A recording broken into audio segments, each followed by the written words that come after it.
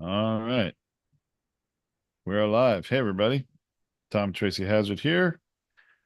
Feed your brand and Podetize coaching call as usual every Wednesday. And we got a great one today. This one is a topic I'm pretty passionate about, and we're going to pretty much jump right in.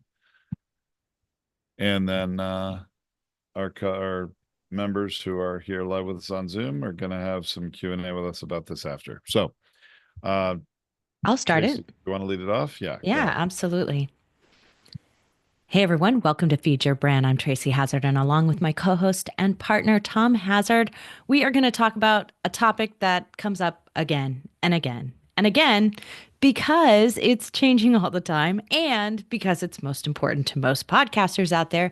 How are you going to create a sustainable podcast monetization process for yourself, right?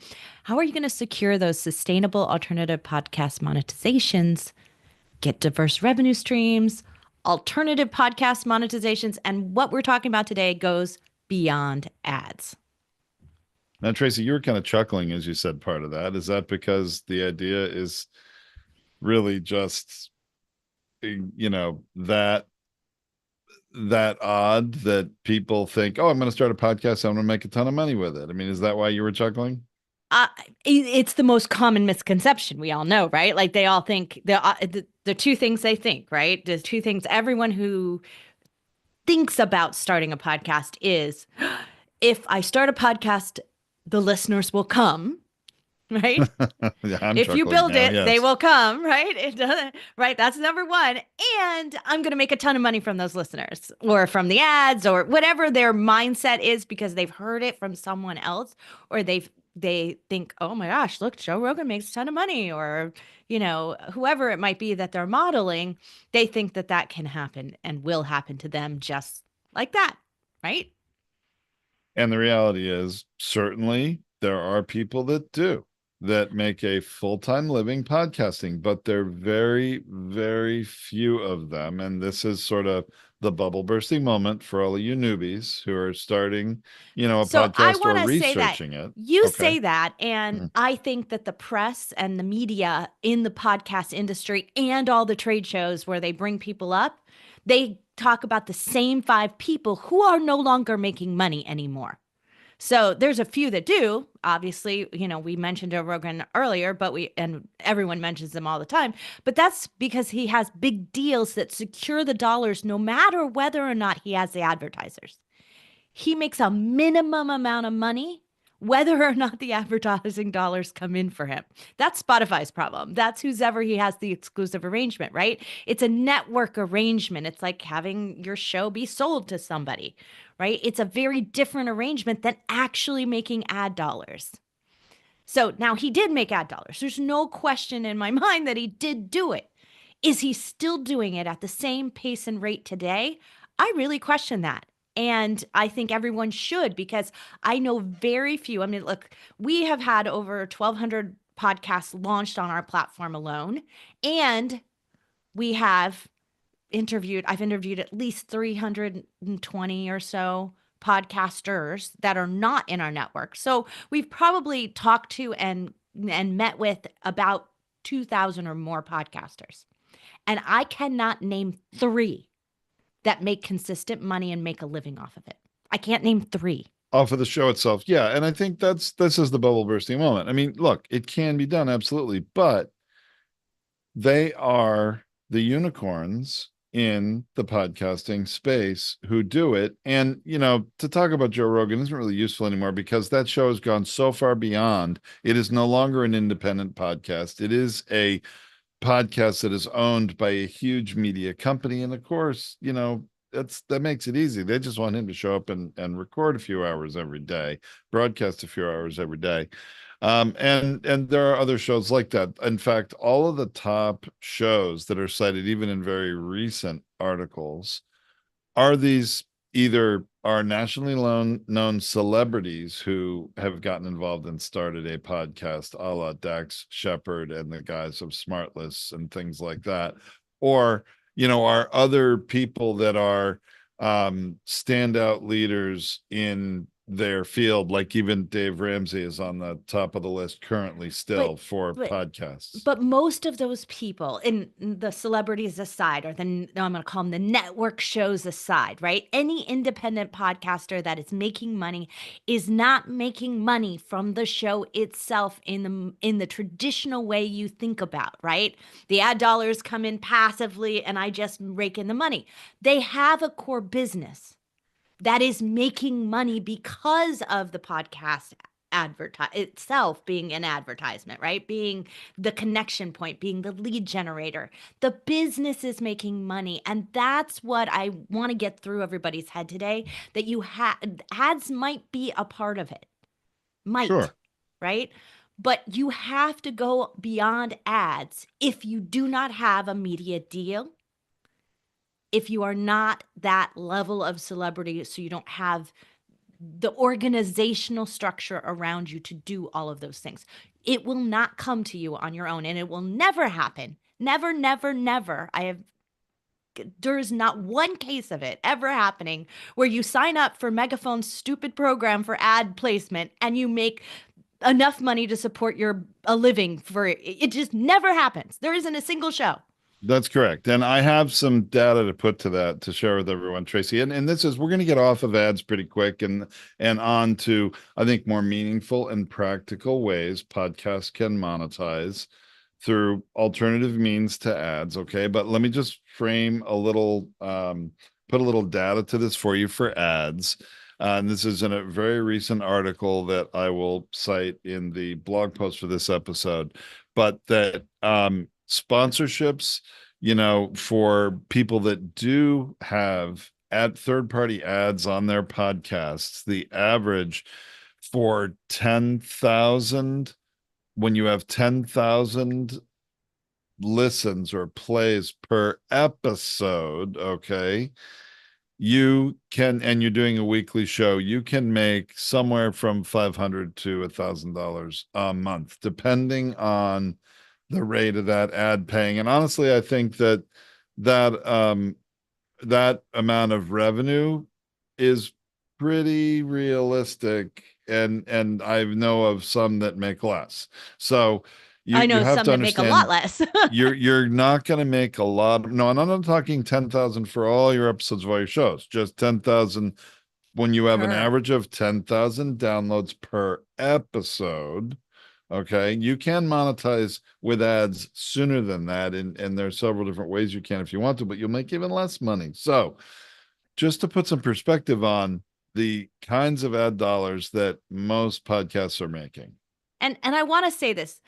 You're hearing this, and we're going to talk about all these things that go beyond advertising because Tom and I are not anti-ad. I know we kind of sound like it here, but it's a waste of energy and money. And here we are. We developed an ad platform. It is the first thing that Podetize was about that we did when we developed it. We developed an ad mixing system because we were taking advertisers on our own show and we saw a need. But what we realized in that process is that the process of taking ads, doing them in these generalized and these broad brush ways with these low dollar amounts that you end up netting at the end of the day was not the way to go. And that's why we built our ad system to take advantage of all the other alternative ways you might, and where you might use an ad to reinforce those alternatives, like sell a course, sell a program, sell a book, but highlight a partner, right? Whatever those things might be. That's what our ad system really was at the end of the day. It wasn't this, generalized, what we would call broadcast advertising model, because we don't believe in that. And the reason Tom and I don't believe in it isn't because we're anti ad, it's because it is not worth giving away your hard earned audience for so little money.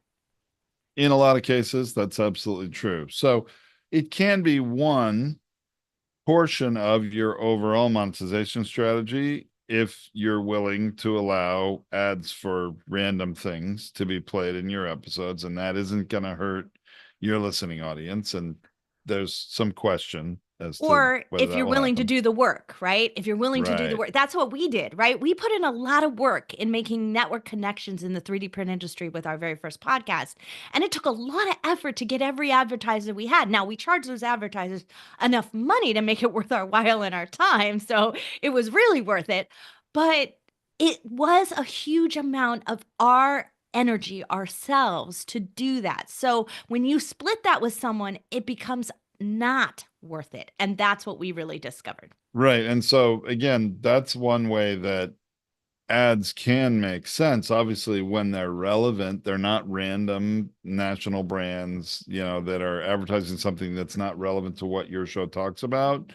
And some shows are not very niche down, and maybe they don't have something, and then only it's a general, topics. And so maybe you would want only third party brands like that. But when you have a niche show, and most podcasts are niche shows, there's probably a very well-defined listener base for the show and things they're interested in. When you can broker those kind of deals to put ads on your own show, you're going to make a whole lot more money from those ads. Not the 500 to 1,000 a year, but I mean, I'm sorry, 500 to 1,000 an episode. I said that wrong.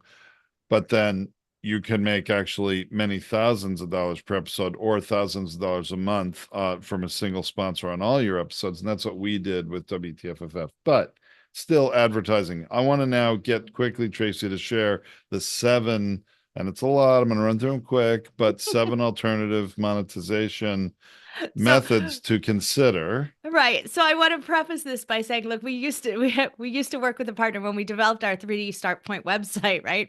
And the partner would have 30 ways to monetize your website. So seven's not that bad, Tom.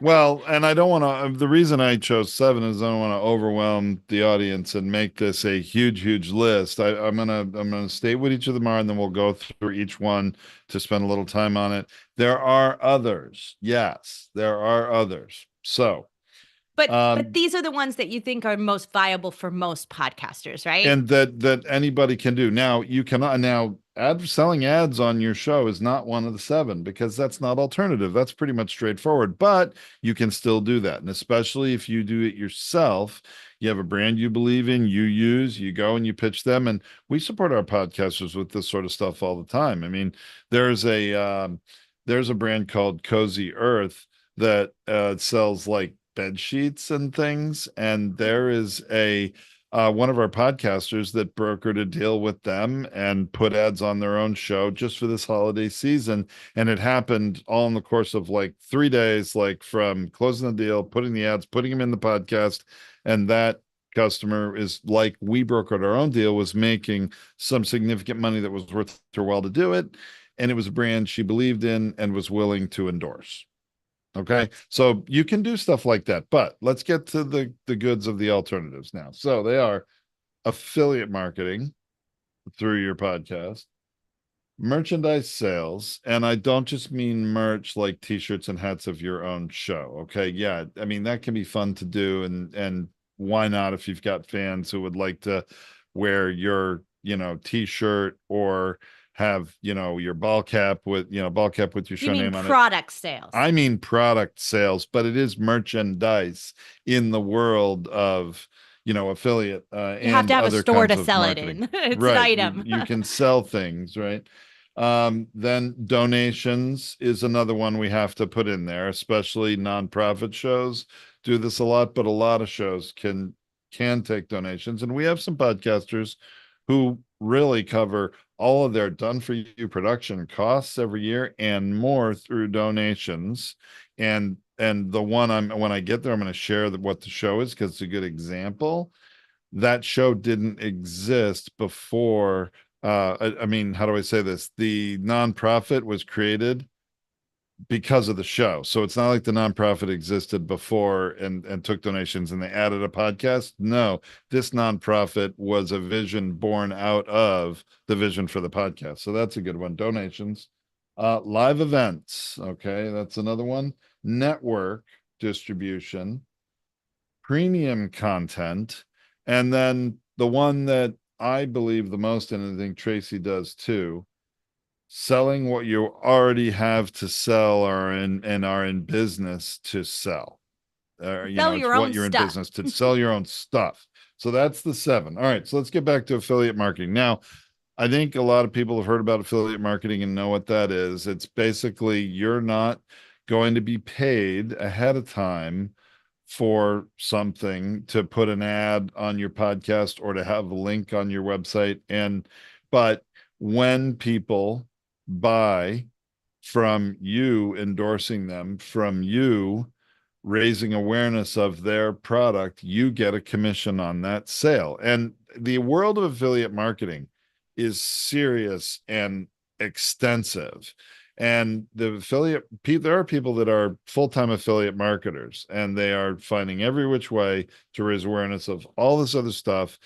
And by sharing a lot of different things that people can use in their, personal lives or business lives or whatever it is, having links to them and then the little commissions they make, they end up making enough money to earn a living on it.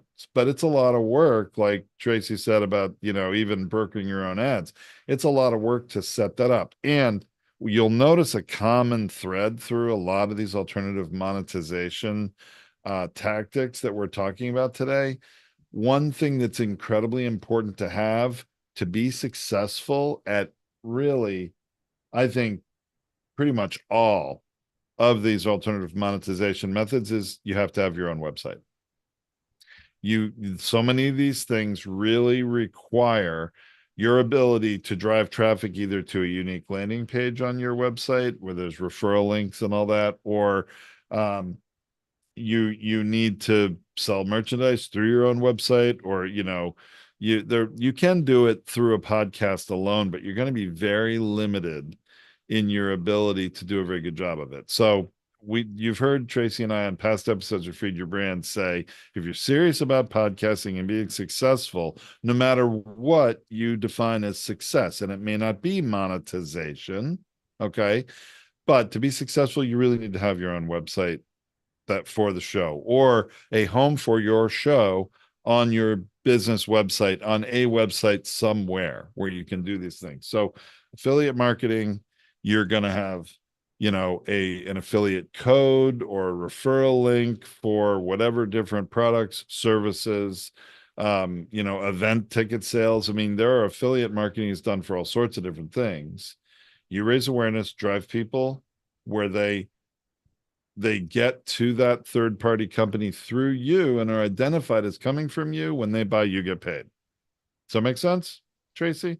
Yeah, the only thing I want to say here is this is number one on your list, but it's not like number one. Like, I want to be clear. This is just the list you're going through in this order. Like, it's not our number one thing. And the reason No. it's not our number one thing is because I think that most of you out there are weak in the area of marketing. You might be weak in generating lead generation, if you want to think about it. That's why you're starting a podcast, because you think it's going to bring you the leads that you're looking for, the missing link for you. Or you're weak in follow-up emails and all of those follow-ups to nurture those leads into a sale, right? So this is, if you are not excellent at those things, affiliates will not work in the volume for the amount of effort. Like, you won't get the amount of dollars for the amount of effort you have to put into it if you're already not good at that. That's the reason to find a good joint venture and affiliate partner who's sharing you, not you sharing them. And so be really careful about how you're looking at that. It's just a lot more work than it is dollars achieved. And unless it's your core forte, like you're really great at it, then go for it. This one can be really good for you. It takes a lot of volume of traffic, of people, either listeners or web traffic or social, exposure, social followers. I mean, and you can build that through your podcast. Absolutely. It just takes time. Okay. This is not going to be a quick hit. It's really more of a long term, what I would call more of a marathon than a sprint, of being able to achieve meaningful money with it, but you can achieve it. Yes.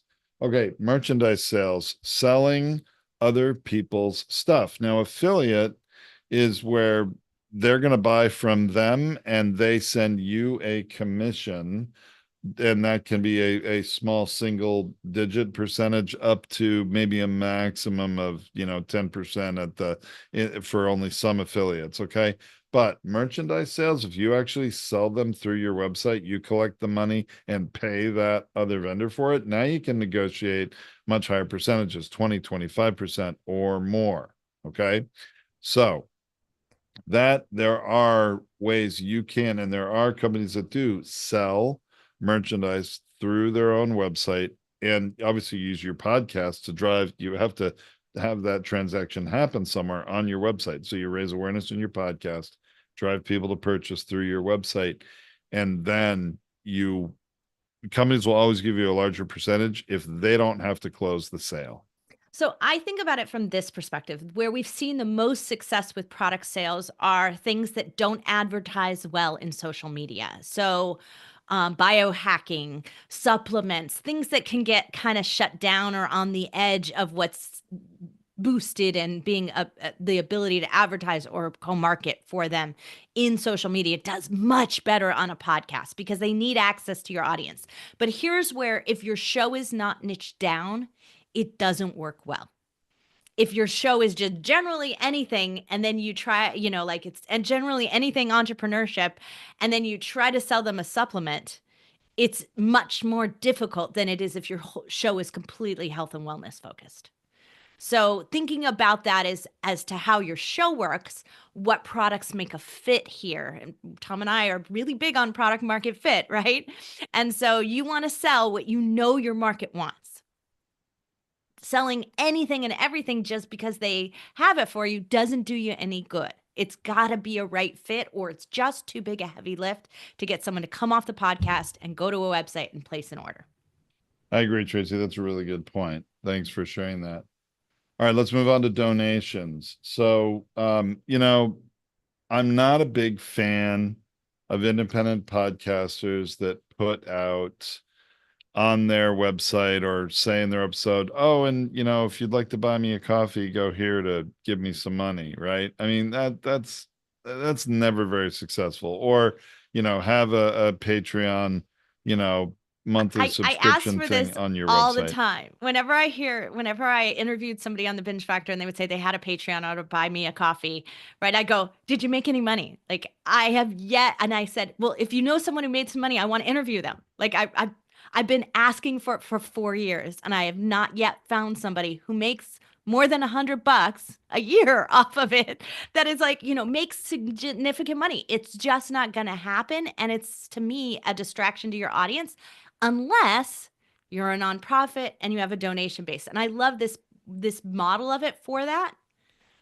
I mean, here we are. Feed Your Brand is actually a donated show to Podcasters United, and we don't even make a donation plea. I agree. We don't. Well, because here's the thing. In order for donations to work, I really do believe you have to, as a person, as a show, as an organization, be all in on this. Live it and work it every day. And I'm going to give you an example now of a podcaster who does.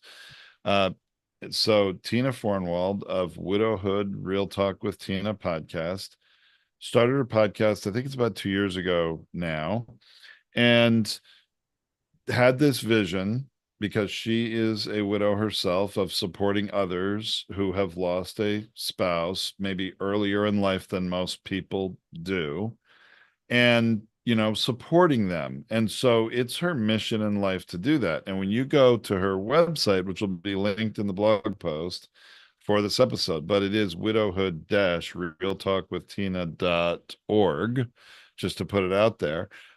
You will see in above the fold on the homepage, there is a donate button. But when you listen to her show and when you go through her website, you really realize she is all in the nonprofit. She started a nonprofit. She has a board of advisors. They all work it together. They're trying to serve people, and they do serve people worldwide. And in fact, what you'll see on her homepage this month, and those of you that are live are watching this now, and by the time this is out of a podcast, it'll actually be too late. But we'll have a screenshot of it for you. On her homepage, she actually has a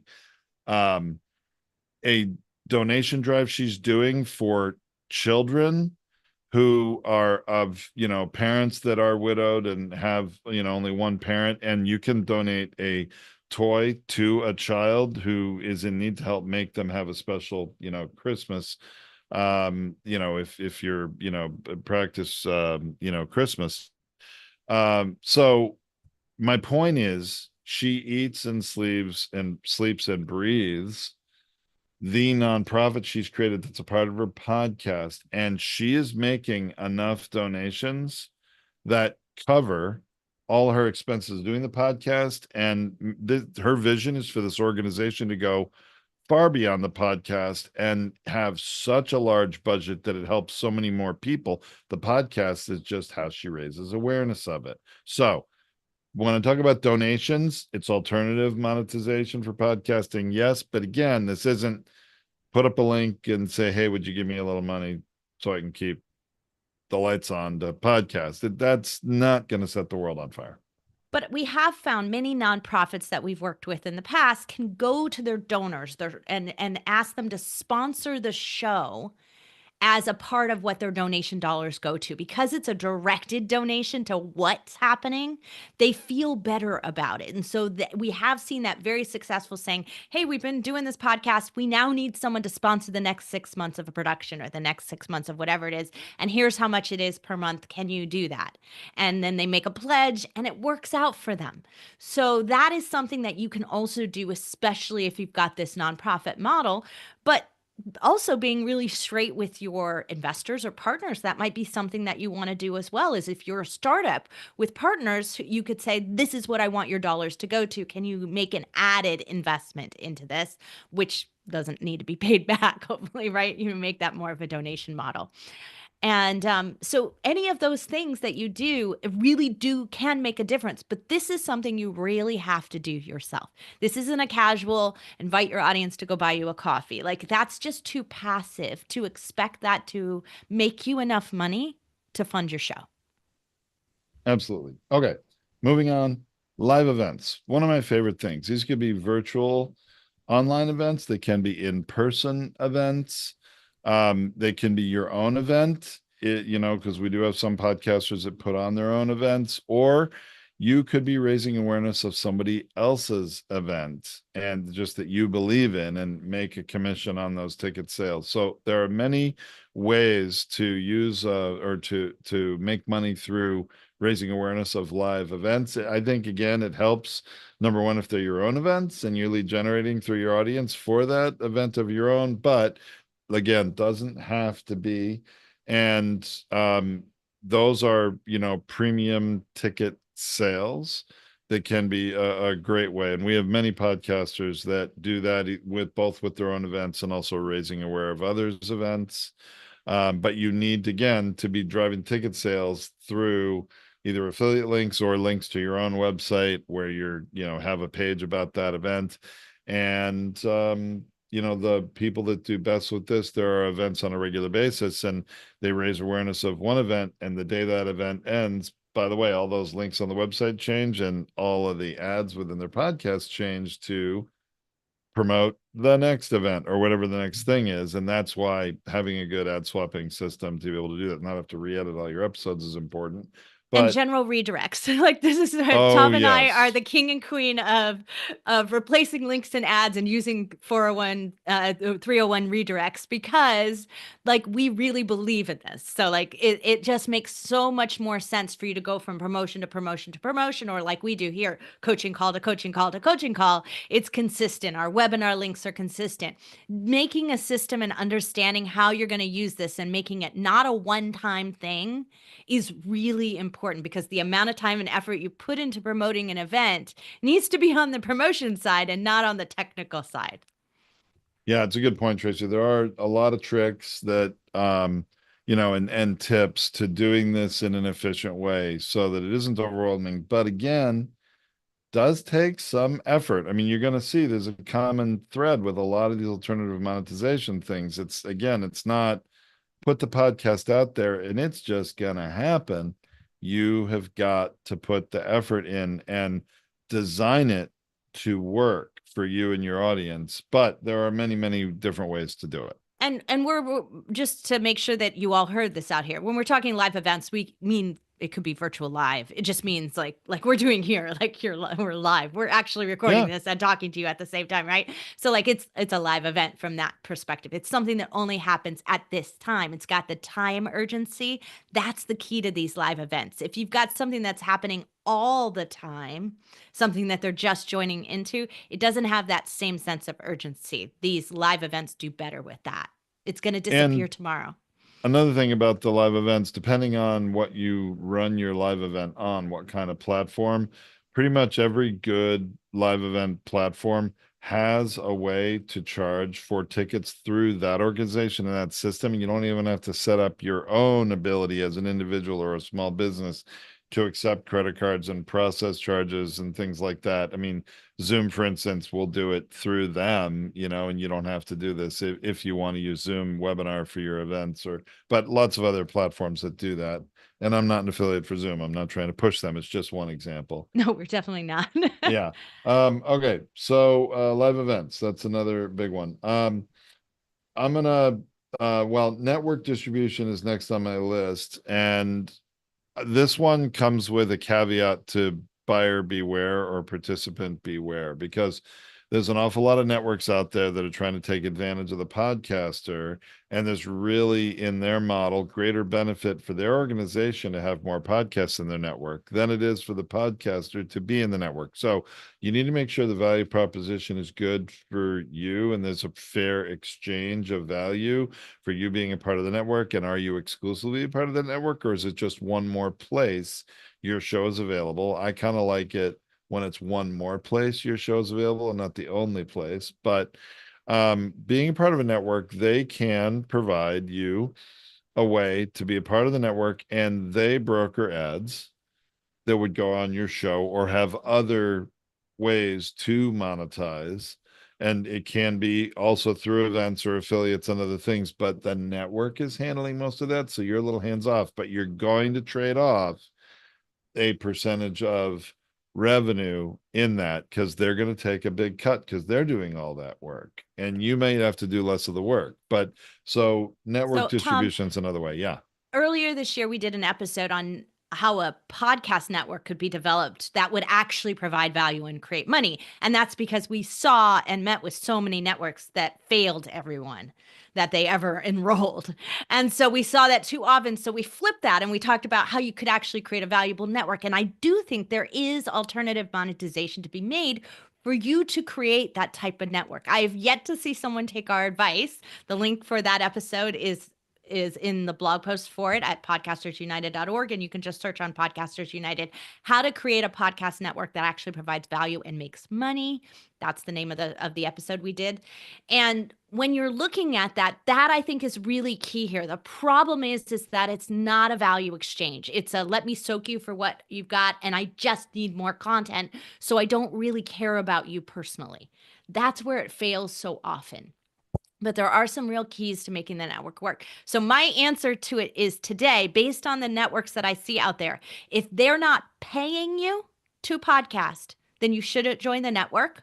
And if they're not guaranteeing the listener base and that listener base value to you, in other words, click through conversions, that kind of thing, that they're real listeners and not fake listeners, and they're not giving that guarantee to you, and you don't have access to see those stats for real on your show, like they give you your stats and you don't actually see it, right? If that's not there, then you need a clause in your contract that lets you get out as whenever you want, because otherwise you get stuck in these contracts to the point at which you will give up your show.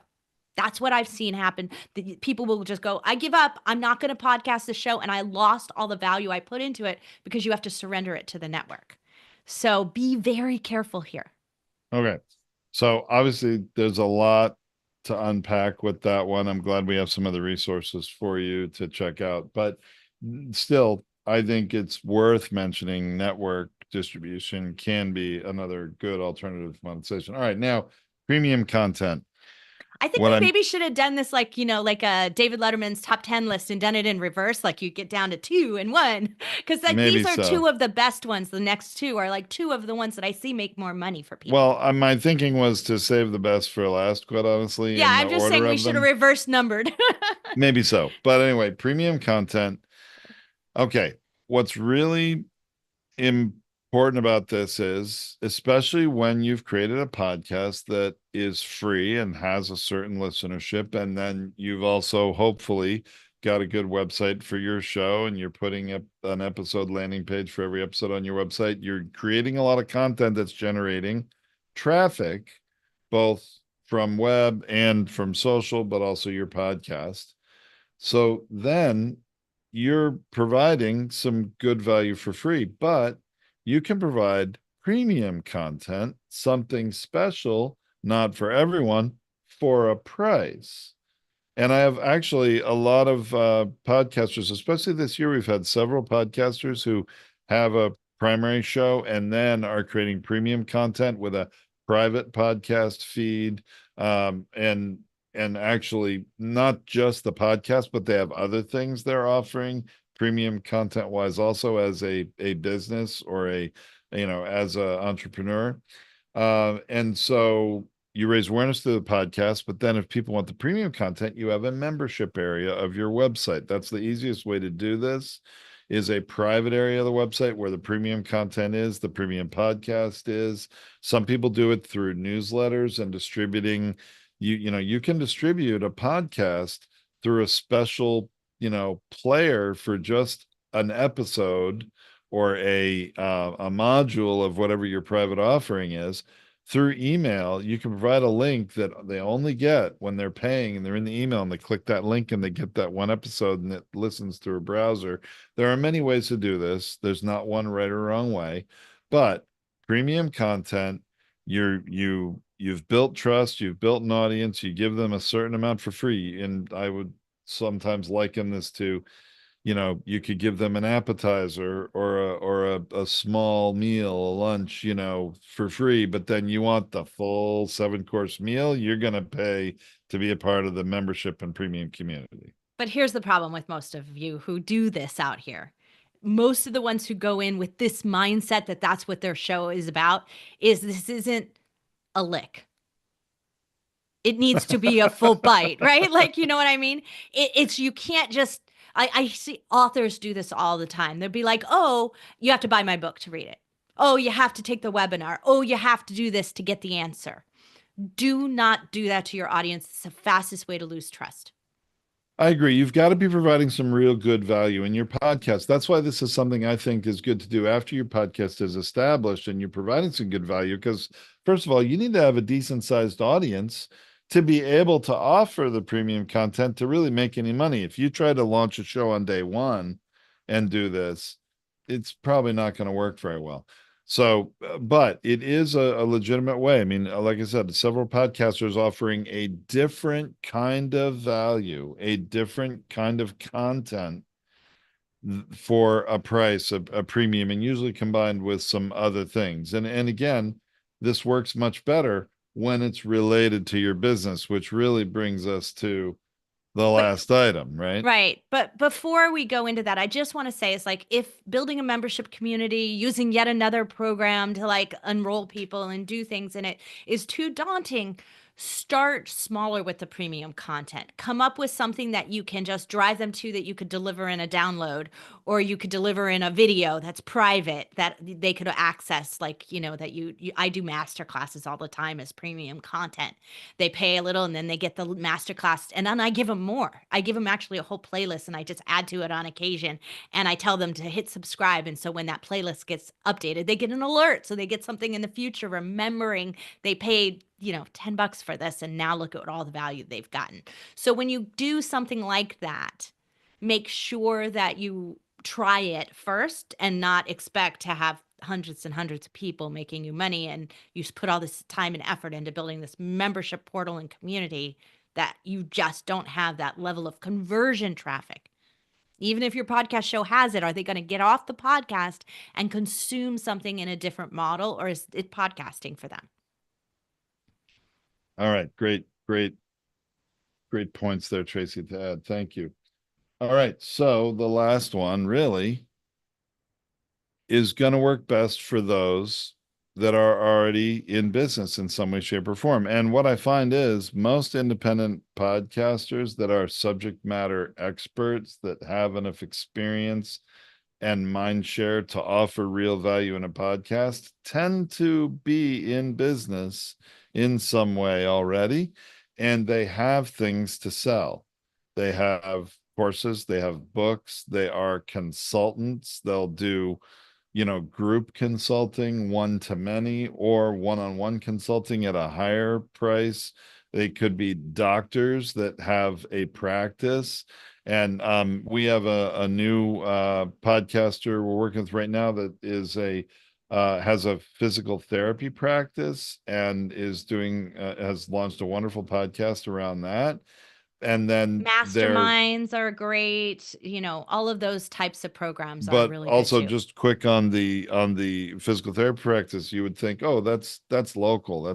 They need local people. Well, sure, they would like local people, but this practice has just gotten authorized first of the year to do telehealth physical therapy in about 13 other states. So you can see how this can expand and you can monetize your podcast, use it to market and grow your brand, your business. Now, you do still always need to serve first, provide real value in that podcast to people, but you can raise awareness for the other things that you have to sell. And when those people need that, are they gonna go and seek you out? Yeah, you bet they are, because they know you. You're in their ear every week. They trust you.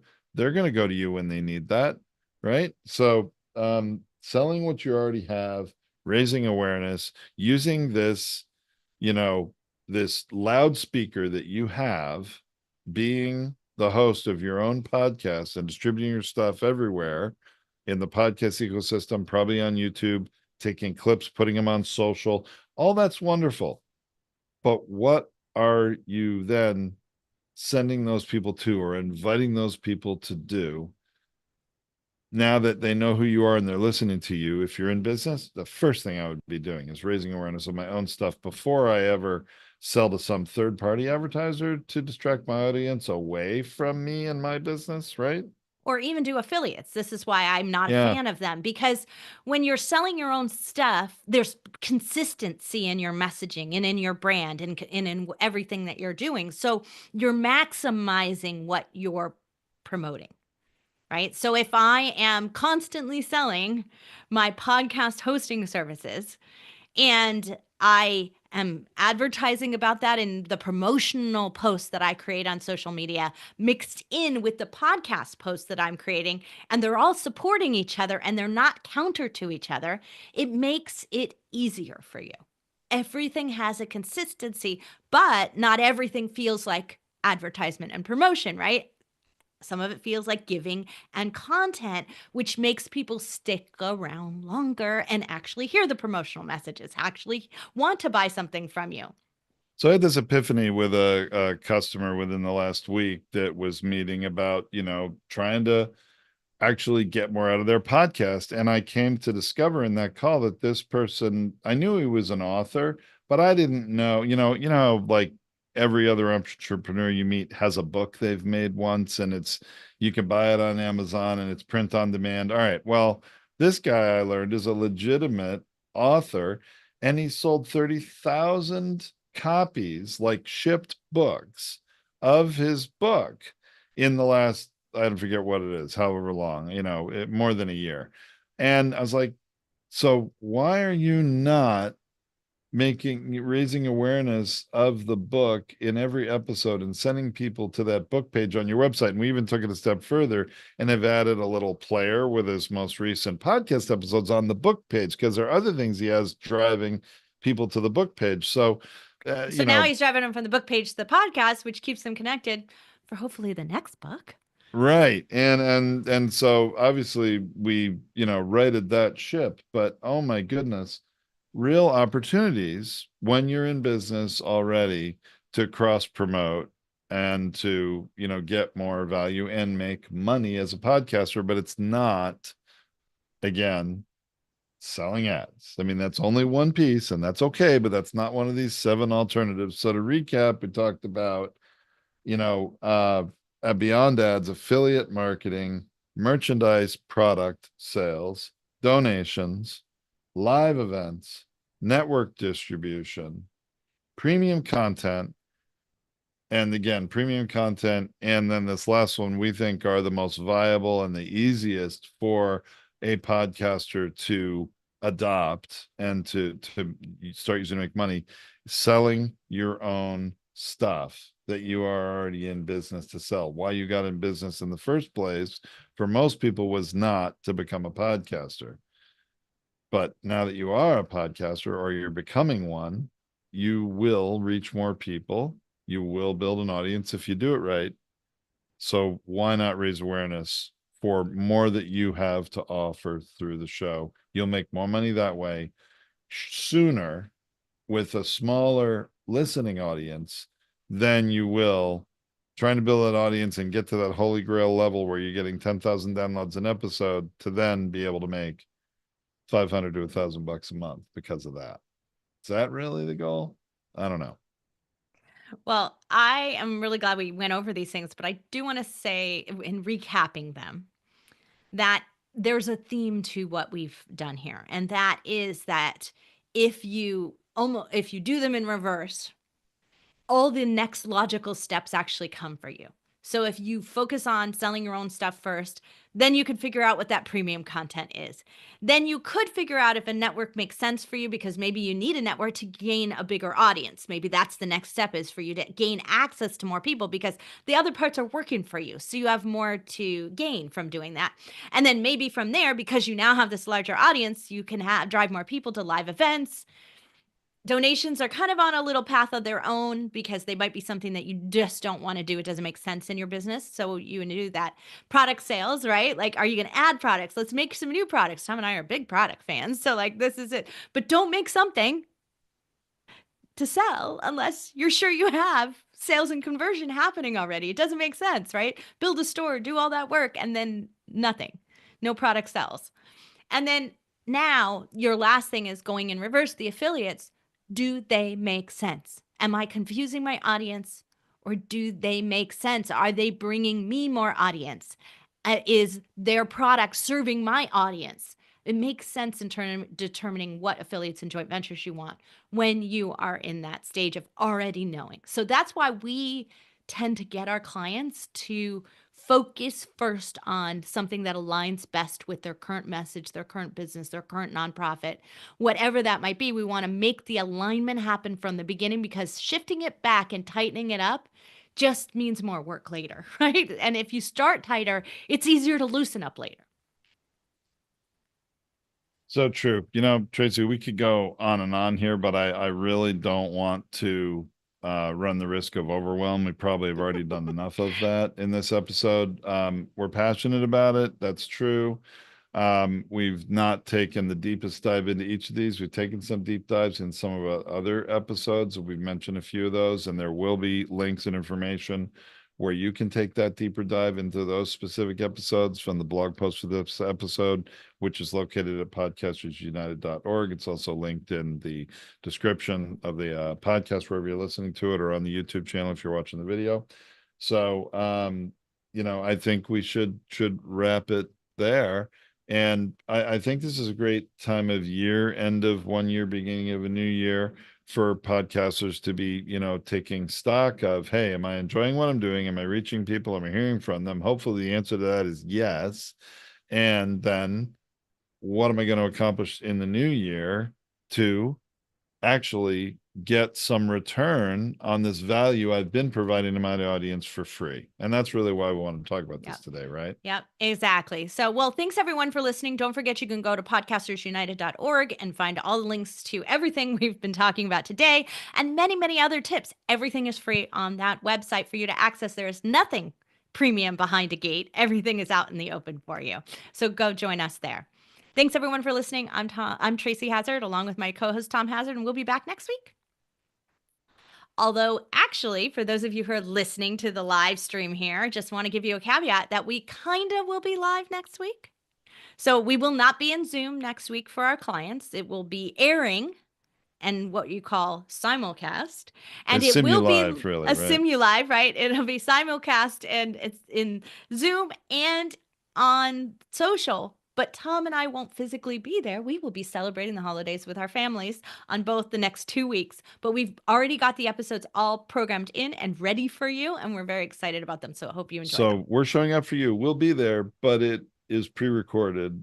I don't know that we really mentioned it in them that we pre-recorded. I don't think so, but it'll be kind of obvious and it'll run and all of a sudden it'll end and be They'll gone be gone. because there's Yeah. no Q&A. So anyway, we want to show up for you every week, regardless of if it's a holiday, and that's what we've done and set it up. Because I know about you, but after being woken up too early on Christmas morning and having kids tear through things, and then a big meal in the afternoon, if I'm you're on kind of the East hoping Coast on around 3 napping. p.m. or if you have it on, by noontime here in the Pacific, I'm ready to kick back and listen to or watch some content. So we'll be there for you if you're so inclined. And if not, it'll be out as a podcast shortly after that. But But if you have any questions at any time during that week, Tom and I are both pretty much working around those dates. Go ahead and send us a message on social media through our help at Podetize, and we are happy to connect up with you and answer your questions. So all let's right. leave the live, and we'll see.